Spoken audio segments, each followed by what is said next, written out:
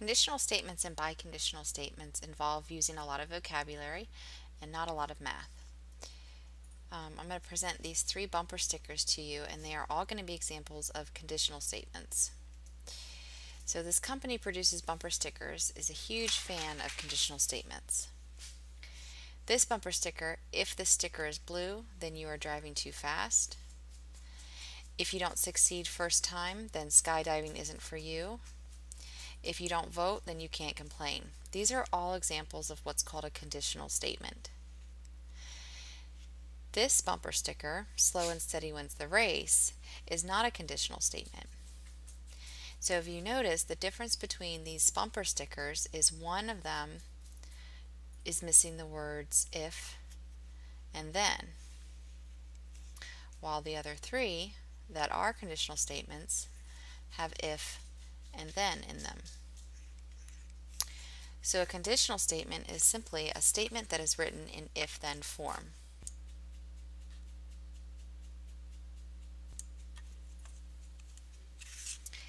The first bumper sticker can be written as P arrow Q, where P is this sticker is blue,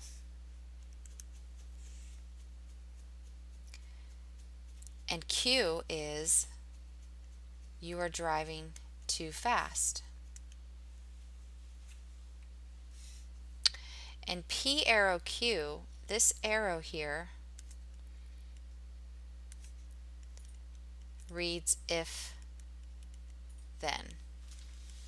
So if you see P arrow Q, that means if P, then Q. So P arrow Q means if P, then Q. The hypothesis of a conditional statement is the words that follow the word if. So the P here, this sticker is blue, that's your hypothesis.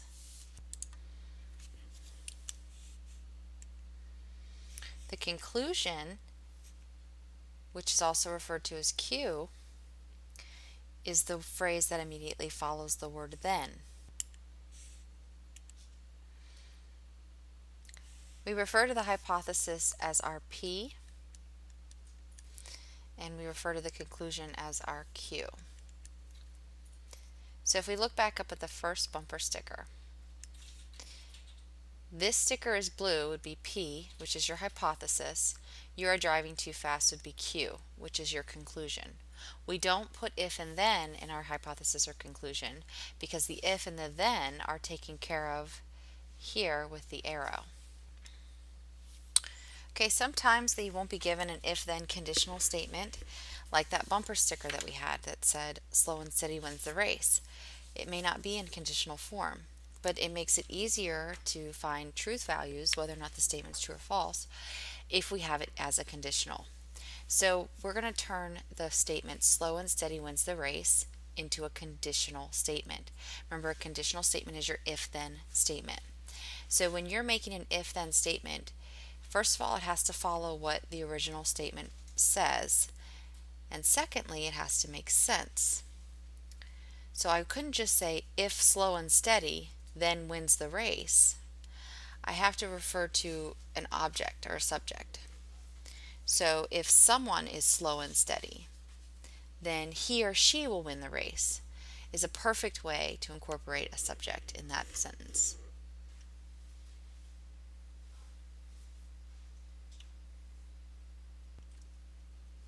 Okay, so now we're going to actually look at an example.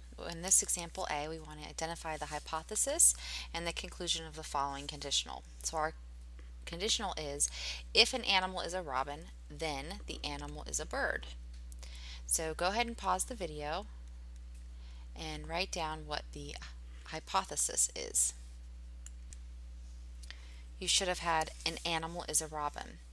If you wrote the word if in front of an animal is a robin, then that would be incorrect because the hypothesis is everything that follows the if before the then. So this is the hypothesis, referred to as P.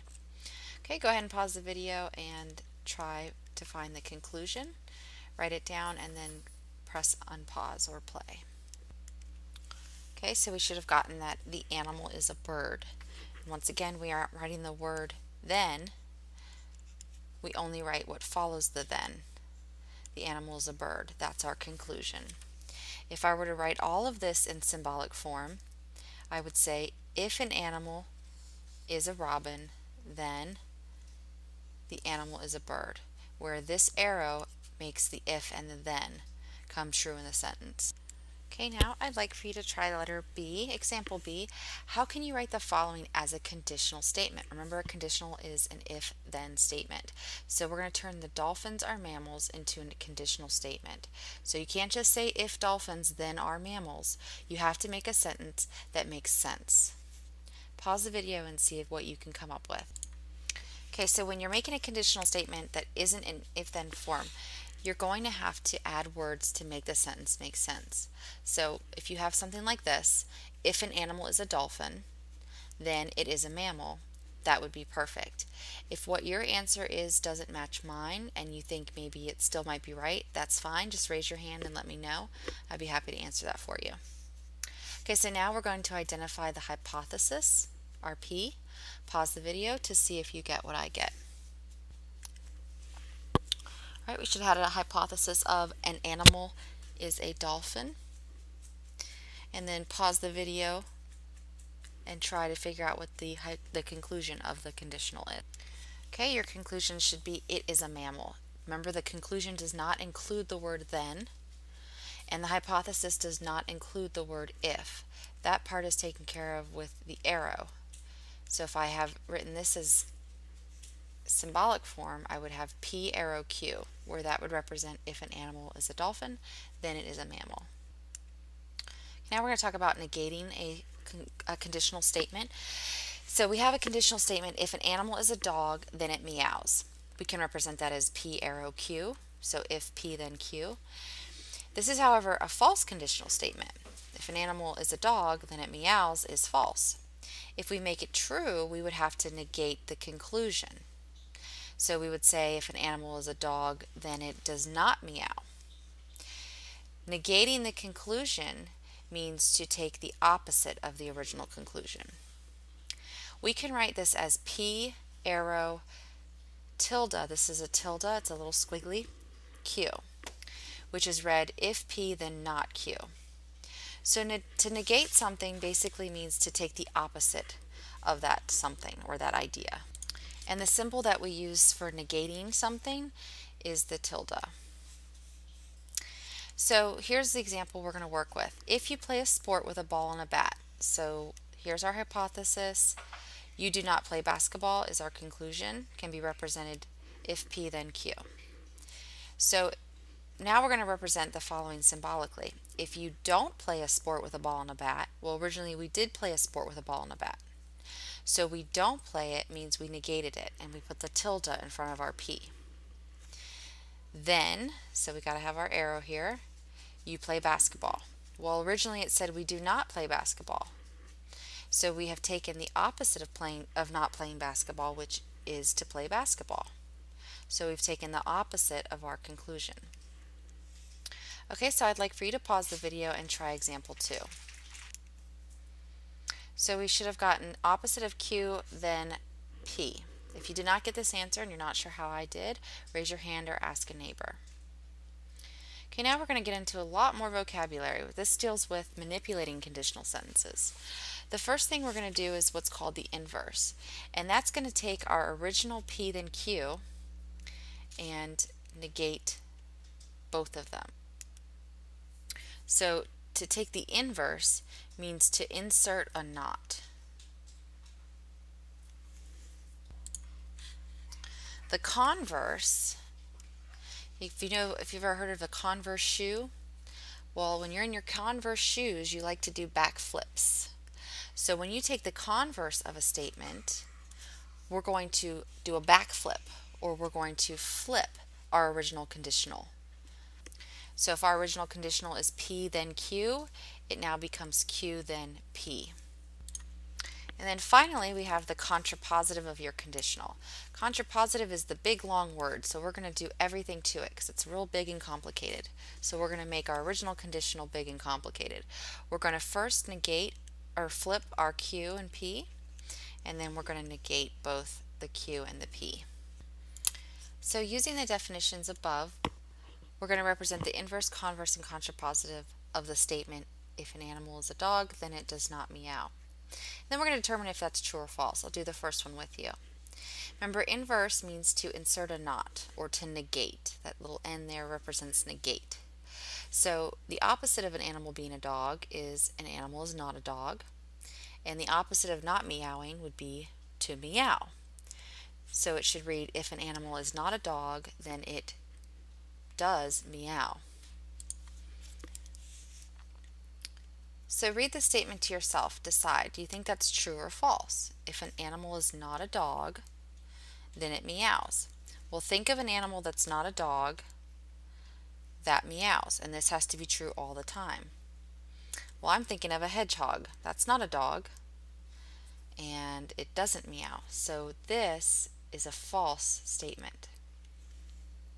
Okay, now I'd like you to try for the next example to find the converse of our original conditional and then decide whether it's true or false. Pause the video to see if you get what I get. If you did not get this answer, raise your hand or ask a neighbor. And finally, go ahead and try the contrapositive of this original conditional. See if you get what I get. Okay, we should have had, if an animal meows, then it is not a dog. So you're basically asking yourself, when is this true, but the conclusion is false? That would make it a false statement. Well, if an animal meows is true, then it is not a dog. Well, that's true. If an animal meows, it's definitely a cat. So both of these are true. So that makes the whole thing true. And the last vocabulary is what's called a biconditional. And the word bi means twice. So basically, the biconditional can be written when the original conditional, your if-then statement, is true and your converse is also true. So bi, it can be written both forward and backwards and still is true. So let's look at the conditional. If a polygon is a quadrilateral, so quadrilateral just means it has 4 sides. That's the definition of quadrilateral. Then it has 4 sides. Well, that's true because that's the definition of a quadrilateral. So the conditional is true. To write a biconditional, the converse must also be true. So if a polygon has 4 sides, then it's a quadrilateral. Well, a 4-sided polygon is a quadrilateral. That's the definition. So forwards and backwards, this conditional is true. Now that we have both a true converse and a true conditional, we do what's called a biconditional. And basically all that means is take your original conditional and cross out the if, cross out the then, and then right here put if and only if. So it reads, a polygon is a quadrilateral if and only if it has 4 sides. So all we did was cross out the if, cross out the then of our original, and then add an if and only if in between where the then and the comma was. To represent that symbolically, we have P, arrow pointing both ways, Q. Remember, a biconditional is when the converse and the conditional are true. So that means both ways I read it, it's going to be a true statement. So that's what the double arrow stands for. It says biconditional, converse, and conditional are true. The way I would read this is P if and only if Q. We can abbreviate the if and only if by writing IFF. That means if and only if. So 2 ways to represent the biconditional symbolically is P double arrow Q or P if and only if Q. But you're going to most likely see the double arrow. Okay, you're now ready to move on to your exit quiz, and the exit quiz is titled Conditionals and Biconditionals, and that's in Kia.